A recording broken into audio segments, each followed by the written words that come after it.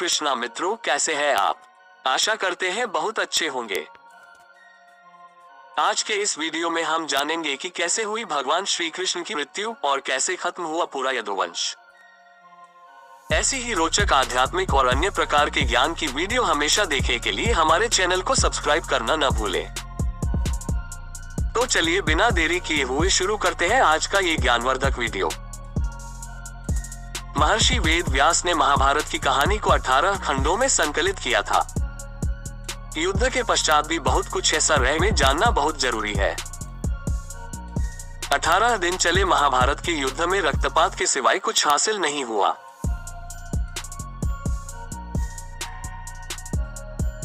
इस युद्ध में कौरवों के नाश हुआ, साथ ही पांचों पांडवों को छोड़कर पांडव कुल के अधिकांश लोग मारे गए। लेकिन इस युद्ध के कारण युद्ध के पश्चात एक और वंश का खात्मा हो गया, वो था श्री कृष्ण जी का यदुवंश।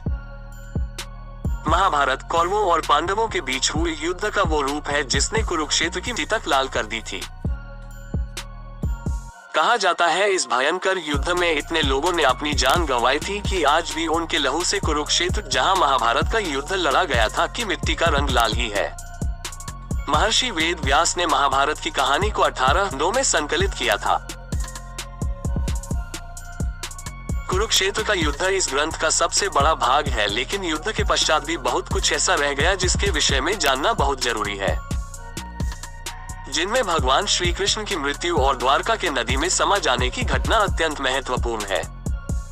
मौसल पर्व 18 पर्वों में से एक है जो 8 अध्यायों का संकलन है। इस पर्व में भगवान कृष्ण के मानव रूप को छोड़ना और उनकी मृत्यु के पश्चात उनकी नगरी द्वारका के साथ घटी घटना का वर्णन है। आइए जानते हैं क्या छिपा है मौसल पर्व की कहानी के भीतर। यह घटना कुरुक्षेत्र के युद्ध के 35 साल बाद की है। कृष्ण की द्वारका नगरी बहुत शांत और खुशहाल थी, जहां युवाओं के भीतर चंचलता बड़ी ही सामान्य थी और वे सभी भोग विलास में लिप्त रहते थे। एक बार कृष्ण के पुत्र साम को एक शरारती स्त्री का वेश लेकर वह अपने दोस्तों के साथ ऋषि विश्वामित्र, दुर्वासा, वशिष्ठ और नारद से मिलने गया। वे सभी भगवान श्री कृष्ण के साथ एक औपचारिक बैठक में शामिल होने के लिए द्वारका आए थे। स्त्री के वेश में साम ने ऋषियों से कहा कि वो गर्भवती है। वे उसे ये बताएं कि उसके गर्भ में बच्चे का लिंग क्या है। उनमें से एक ऋषि ने इस खेल को समझ लिया और क्रोधित होकर साम को श्राप दिया कि वो लोहे के तीर को जन्म देगा, जिससे उनके कुल और साम्राज्य का विनाश होगा। साम ने ये सारी घटना उग्रसेन को बताई। उग्रसेन ने साम से कहा कि वे तांबे के तीर का चूर्ण बनाकर प्रभास नदी में प्रवाहित कर दे, इस तरह उन्हें उस श्राप से छुटकारा मिल जाएगा। सांबा ने सब कुछ उग्रसेन के कहे अनुसार ही किया। साथ ही उग्रसेन ने यह भी आदेश दिया कि यादव राज्य में किसी भी प्रकार की नशीली सामग्रियों का ना तो उत्पादन किया जाएगा और ना ही वितरण। इस घटना के बाद द्वारका के लोगों ने विभिन्न अशुभ संकेतों का अनुभव किया। सुदर्शन चक्र, कृष्ण के शंख, उनके रथ और बलराम के हल का अदृश्य हो जाना, अपराधों और पापों में बढ़ोतरी होना, लाज शर्म जैसी चीजों का समाप्त हो जाना। चारों ओर अपराध, अमानवीयता और पाप का साया था। बुजुर्गों और गुरुओं का असम्मान, निंदा, द्वेष जैसी भावनाओं में उल्लेखनीय बढ़त आदि सब द्वारका के लोगों का जीवन बन गया था। ये सब देखकर भगवान कृष्ण परेशान हो गए और उन्होंने अपनी प्रजा से प्रभास नदी के तट पर जाकर तीर्थ यात्रा कर अपने पापों से मुक्ति पाने को कहा। किया।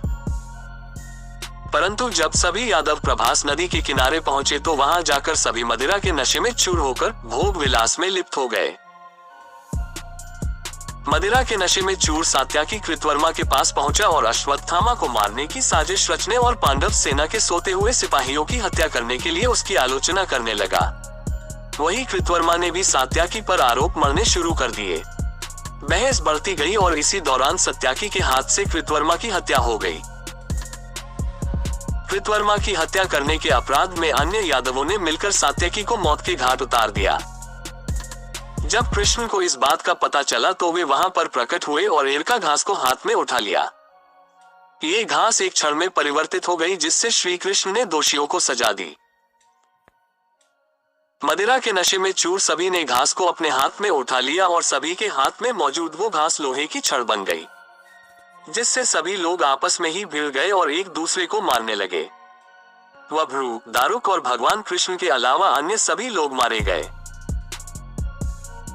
यदुवंश के नाश के बाद कृष्ण के ज्येष्ठ भाई बलराम समुद्र तट पर बैठ गए और एकाग्रचित होकर परमात्मा में लीन हो गए। इस प्रकार शेषनाग के अवतार बलराम जी ने देह त्यागी और स्वधाम लौट गए। लोहे की छड़ का चूर्ण एक मछली से निगल लिया और वह उसके पेट में जाकर धातु का एक टुकड़ा बन गया।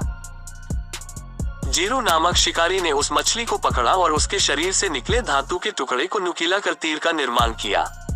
कृष्ण वन में बैठे ध्यान में लीन थे। जीरू को लगा वह कोई हिरण है, उसने कृष्ण पर तीर चला दिया जिससे श्री कृष्ण की मृत्यु हुई। कुछ समय बाद अर्जुन मदद लेकर द्वारका पहुंचे और कृष्ण की मृत्यु की खबर पाकर अत्यंत दुखी हो गए।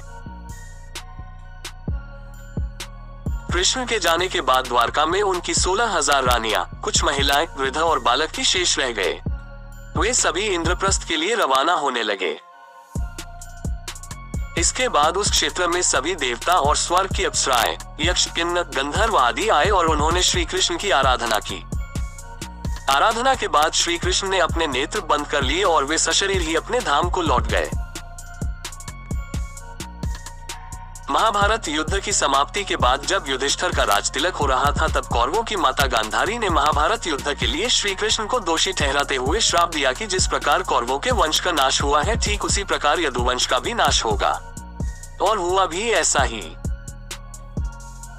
दोस्तों, आशा करते हैं आपको यह वीडियो पसंद आया होगा। इस वीडियो को लाइक करें, अपने दोस्तों और परिवार जन के साथ शेयर करें।